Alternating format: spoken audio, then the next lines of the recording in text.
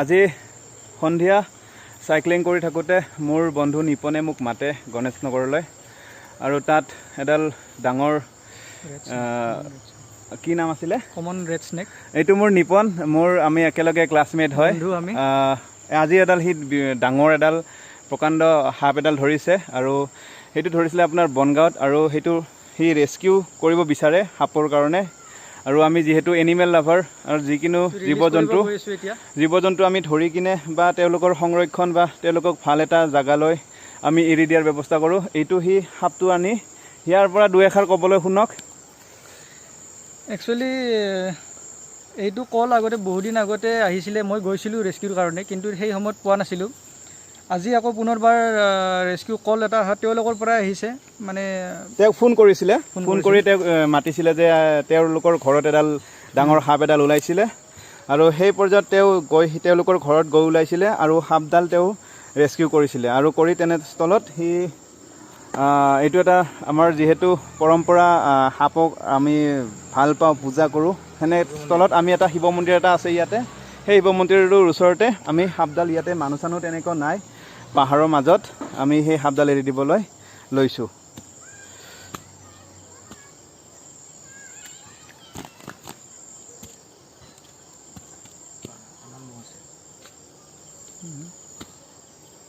এতিয়া আমি সাপটো ৰিলিজ কৰিবলৈ গৈ আছোঁ আপোনালোকে দেখি আছে ইয়াত এইটো কমন ৰেড স্নেক হয়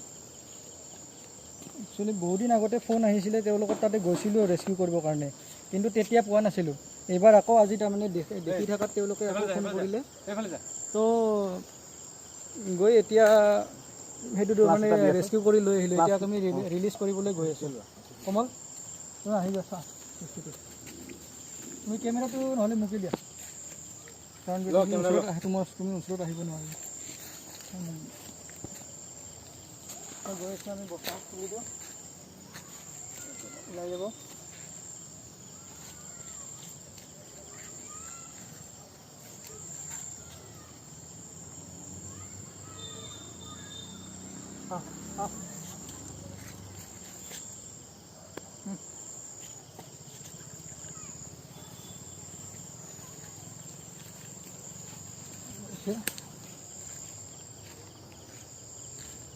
আপোনালোকে দেখিছে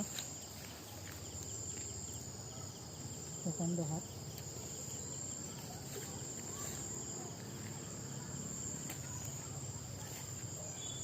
পৰি যাব চাবি দেই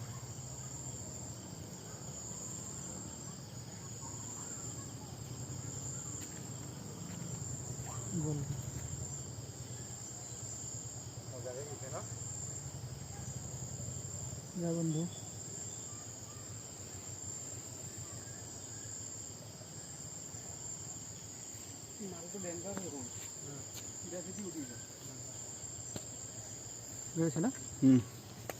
আৰু নিপনৰ ভালেকেইটা বন্ধু আছে মই চিনাকি কৰাই দিছোঁ এওঁৰ নামটো কমল দাস তেওঁ গণেশ নগৰতে থাকে আৰু কৈ দিয়া তোমাৰ বিৱৰণ মোৰ নাম পাৰ্থ ডেকা নিপৰে সৰুৰ পৰা বন্ধু মই আচ্ছা তেওঁ একেলগে থাকে আৰু বহুত ভাল এইকেইটা খুব ভাল বন্ধু নিপনৰো লগতে মোৰো আহি থাকিলে আমাৰ এইটোতো চিনিয়ে পাইছে হিৰ' ৰেস্কিউজমেন আৰু ই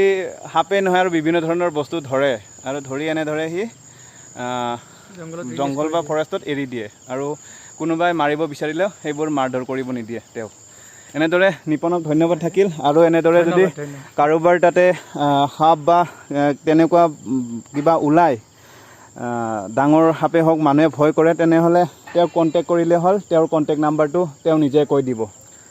আপোনালোকে লিখি ল'ব পাৰে 7002072002 আকৌ এবাৰ কৈছোঁ 7002072002 ধন্যবাদ okay thank you Nipon good night